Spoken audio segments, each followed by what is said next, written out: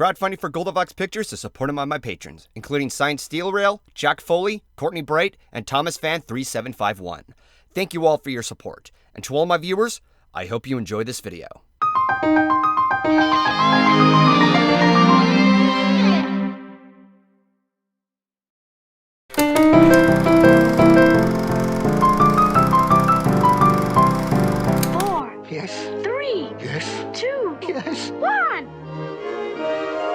I'm just a little black rain cloud hovering under the honey tree. I'm only a little black rain cloud. Pay no attention to little me. Of all the many franchises that Disney has accomplished, Winnie the Pooh was one of the biggest. Many spin-offs and renditions have been made over the past several decades, and to this day, it still holds up very strongly. So much so, in fact, that now we have a live-action spin on Christopher Robin's adulthood. But until I get to that, I'm going back to the many adventures of Winnie the Pooh, where it all started. Well, roughly. Being that this is an animated film from Disney, it's obviously an adaptation. That of which is that it's based on a series of books by the name of A.A. Milne, where he wrote about his son. As far as the source material itself goes, I can't compare them too much because I never read the books. However, my father did grow up with them, and has stated that the movie is close to the said material. Until I actually get my hands on them to find out myself, I'm only going to judge the movie as is. My personal involvement with the franchise was minimal in my childhood. This was something I stated briefly when I reviewed 2011's Winnie the Pooh, where I stated that I only cherished it when I was 8 years old. This is still true. I didn't watch the many different spin-offs like the Tigger movie or the TV series from the Disney Afternoon lineup. This is because the series wasn't aired as often, and I didn't have much of a chance to watch it as I did with DuckTales. The Tigger movie, on the other hand, was released at a time when I was entering junior high, and at that point, I grew very distant from the Pooh franchise, and a phase where I used to look down on many titles that were targeted for younger audiences. However, when I did watch the many adventures of Winnie the Pooh while I was 8, I loved it.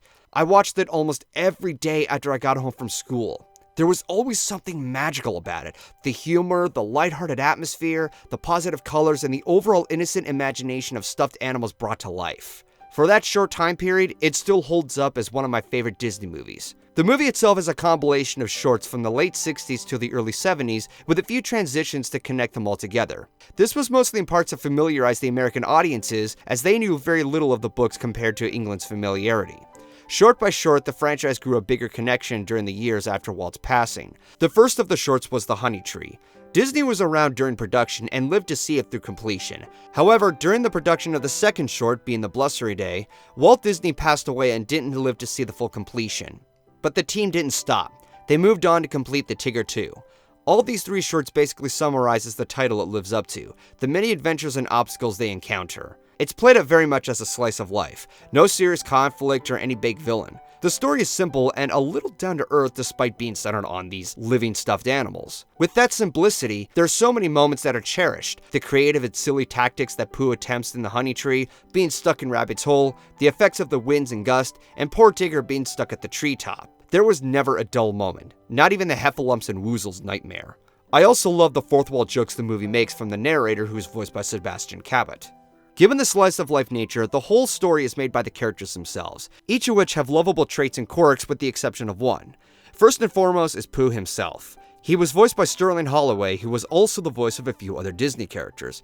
Kaa from The Jungle Book, the Cheshire Cat from Alice in Wonderland, and the stork from Dumbo, who also made an appearance in a later short, Lambert the Sheepish Lion. Pooh's love for honey and his thinking has always been iconic to his character, and that has been the most remembered for years to come. He also does have a sense of helping others even over the love of his honey. There are times when he does focus on the honey, but ironically still becomes a convenience to others. Every time I see him up to something that would later get him in trouble, I worry about his consequences, but his silly antics and his naivety brings a positive outlook on the innocent side of life. Sometimes, I tell myself that I need to stop worrying too much. Maybe I'm just overthinking this, but Pooh's character has remained the way he is without any issue. And I'm glad he is. Silly old bear. Next up is Piglet. He doesn't make his appearance until the second short, and is more paranoid compared to the rest of the cast. Out of everyone, he's always the one in dire situations. He gets taken away on aggressive winds, and gets stuck on a chair during a flood as he approaches a waterfall. This dude never gets a break, and it's so easy to pity him. but the fact that he lives with it and sees it in a positive light is what makes him so appreciative.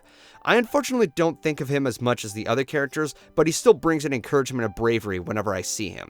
But he's not the only one who I can easily pity with. Eeyore is downright depressed all the time to where it's his biggest quirk. He doesn't do much other than doubt everything around him. I wouldn't say that his character is dull though, but I didn't see too much of his purpose other than getting its tail reattached. The best that I can get from him is how many times this donkey needs a hug. Gopher is one character who appears occasionally, and whenever he does, he's straight up hilarious. As a kid, I always laughed at his ongoing moment where he always falls into his own gopher hole.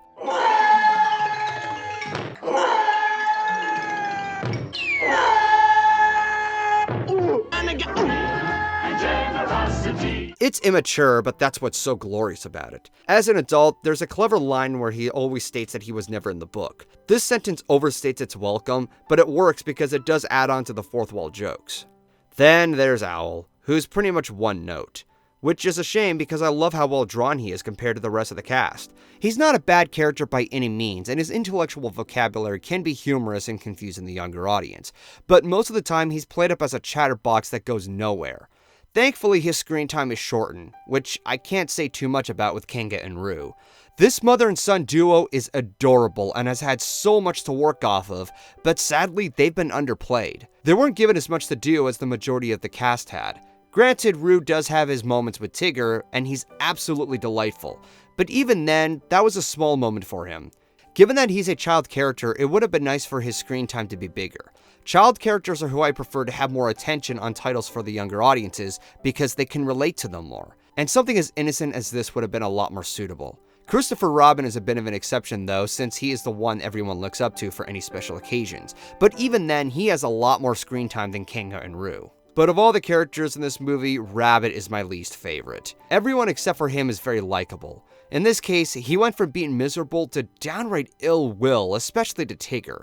At one point, he attempted to get him lost in a hazy forest, and in a later scene when Tigger is stuck at the treetop, Rabbit encourages everyone to give up on helping him. Hooray! That settles it. If he won't jump and he can't climb down, then we'll just have to leave him up there forever. What an asshole! Yeah, screw the fact that he could starve to death. Leave him up there because of the inconvenience on your end. Yes, I get it. Rabbit has been frustrated at how disruptive Tigger was throughout the movie. While I understand his issues to where the movie expects me to pity him, this doesn't excuse his malicious behavior to Tigger. To cut him some slack, he was in the right to prevent Pooh from eating honey when the gopher was about to share a pot while he was stuck in Rabbit's entrance. And Rabbit does get his comeuppance over his malicious attempts.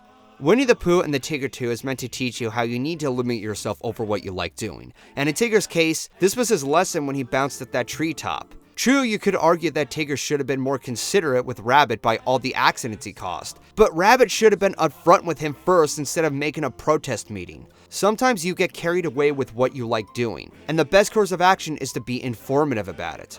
Rabbit failed to do so. He does learn that at the end he needs to be positive with everyone else as he bounces with Tigger. But aside from that though, Rabbit was one character I did not like. Tigger, on the other hand, was the complete opposite. I'm Tigger, T-I-double-G-R, that spells Tigger. Of all the characters in the movie, Tigger is easily my favorite. He's fun, wild, has a hysterical egotistic personality where he talks in third person, has the most memorable quotes next to Pooh, and brings so much energy to the movie entirely. I loved this character when I was a kid, I still love him today. I could just imagine both him and Pinkie Pie joined with a hip. And very gladly, he had the most proper screen time, even when he was introduced a little over a quarter in the movie. And last but certainly not least is Christopher Robin. While he doesn't make as much of an appearance as the other characters do, he's always a delight to have around. His presence is what brings the imagination of these stuffed animals forth. He's every child's imagination who can relate too well to kids and be appreciated from adults knowing that sense of innocence.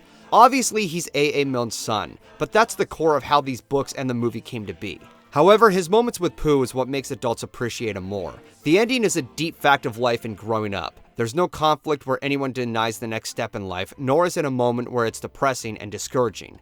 It's all acceptance. The characters are mystified about what Christopher is learning, and that's all what's needed to be known.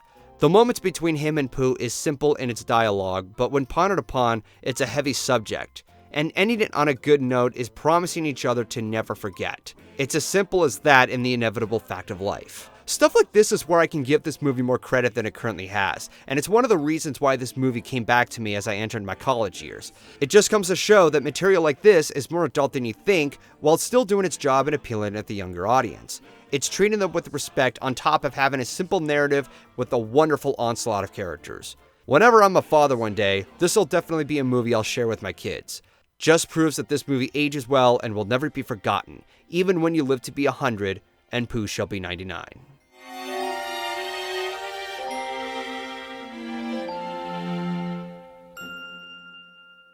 The Many Adventures of Winnie the Pooh gets a 5-star rating. Thank you for watching. This is GoldenFox, and take care.